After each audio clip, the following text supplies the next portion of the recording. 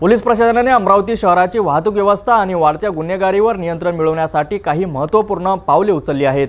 Police आयुक्त अरविंद चावरिया यांनी वाहतूक विभागात मोठे फेरबदल केले आहेत आणि काय आहे पुढील योजना पाहूया आमच्या सविस्तर रिपोर्टमध्ये। ट्रॅफिकचा एक मेजर इश्यू आहे अमरावती शहरामध्ये, तर त्याच्यासाठी तसं 4 पीआयचे पद मंजूर आहेत ट्रॅफिक ब्रांचसाठी। त्याच्यापैकी 3 पद आम्ही भरलेले आहेत आणि 3 जे डिव्हिजन आहेत त्या डिव्हिजन प्रमाणे त्यांच्या कामाची विभागणी केलेली आहे आणि त्याच्यावर इन्चार्ज एक एसीपी आहेत।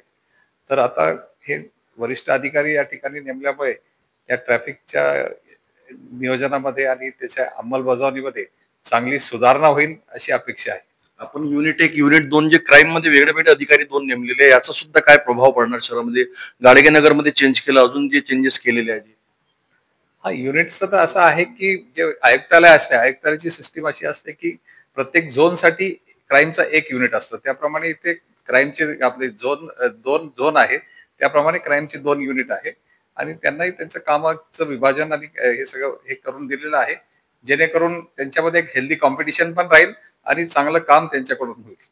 शेवटचा प्रश्न सर, शहरामध्ये ज्या प्रकारे अवैध धंदे वाढत आहे, गुन्हेगारी वाढत आहे, त्याच्यामुळे गुटखा असो, वर्ली व्यवसाय असो, क्रिकेट सट्टा असो, अजून काही जे धंदे असतात अवैध, जे एमडी ड्रग्स सारखे धंदे आहे, याला रोखण्यासाठी आपले काय प्रयत्न आहे? याच्यासाठी आमचे सातत्याने त्याच्यावर कारवाई सुरू आहेत आणि ही कारवाई याच पद्धतीने यापुढे सुरू राहणार आहे। आजच्या बातमीपत्रात आपण पोलीस आयुक्त अरविंद चावरिया यांनी दिलेल्या माहितीनुसार शहरातील कायदा आणि सुव्यवस्थेसाठी उचललेल्या पावलाची सविस्तर माहिती घेतली। वाहतूक व्यवस्था सुधारण्यासाठी 3 वाहतूक निरीक्षकांची नेमणूक असो किंवा वाढती गुन्हेगारी आणि अवैध धंदे रोखण्यासाठी क्राइम युनिट 1 आणि युनिट 2 या 2 विशेष पथकाची स्थापना असो, पोलीस प्रशासन शहरात शांतता आणि सुव्यवस्था राखण्यासाठी पूर्णपणे सज्ज आहे। या महत्त्वपूर्ण पावलामुळे शहर अधिक सुरक्षित होईल अशी आशा आहे।